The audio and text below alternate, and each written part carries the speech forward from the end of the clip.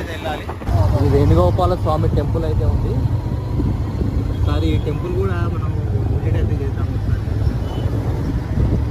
చిట్యాలలో ఇక్కడ కనిపిస్తుంది కదా హోటల్, కనకదుర్గ హోటల్ అని చెప్పేసి.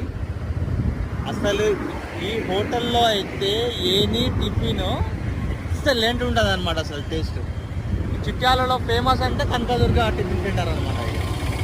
ఒక్కసారి మీరు తిన్నారంటే అసలు నేను చెప్పడం కాదు, తిన్న తర్వాత మీరే చెప్తారు అసలు అంత బాగుంటుంది అసలు దాంట్లో టిఫిన్.